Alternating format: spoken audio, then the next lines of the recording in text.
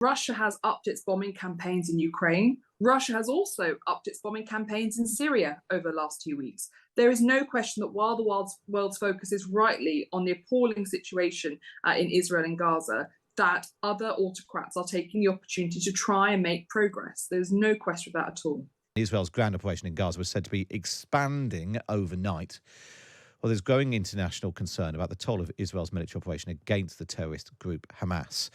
The UN Security Council is holding an emergency meeting on the developing humanitarian crisis in Gaza later today. Well, joining me now is Alicia Kearns, the Conservative MP, who chairs the Foreign Affairs Select Committee. Hi, Alicia. Morning. You've called for a humanitarian truce in order to get aid into Gaza. That's not currently the position of the government. Why do you think the government should go further than it has done so far? Well, so look, Oliver Dowden, the Deputy Prime Minister, has called for a humanitarian pause. So I think what we actually need to see from the government is clarity on exactly what their position is. The reason why I'm calling for a truce is that is a temporary cessation. It does not negate Israel's ability or right to self-defense, but what it does allow is for international humanitarian law to be upheld. So it would allow us to get more aid in. It would allow us to get British nationals, innocents who are trapped in Gaza out. That is one of our fundamental duties as a government. It would allow, hopefully, to get the hostages out. And I have met with the loved ones of those who have been held hostage, and we have to get them out. And I believe it will also allow time to create a second route to get aid in, and that would be through the West Bank, facilitated by Jordan. So a humanitarian truce, absolutely, as I said, allows Israel to continue in its right of self-defense, but it also means that we end some of the suffering that we can do and was in our power to do so.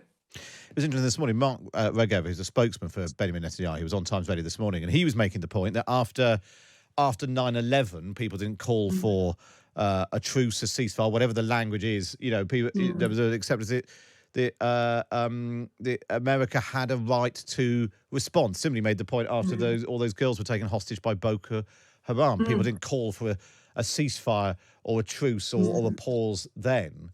So I think we have to be really careful about these comparisons. So with Boko Haram, there was an ongoing terrorist operation against Boko Haram, which continued.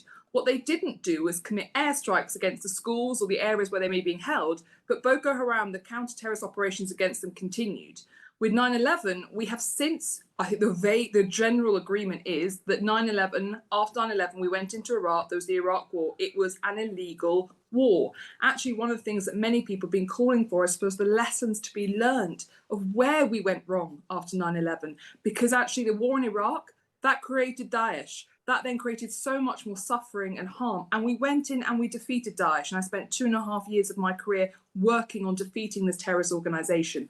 The way in which Israel prosecutes what should be a counter-terrorism operation, not a war, the way in which they prosecute it matters, because in the short term, they have to secure their protection and their safety. This is an existential threat to Israel.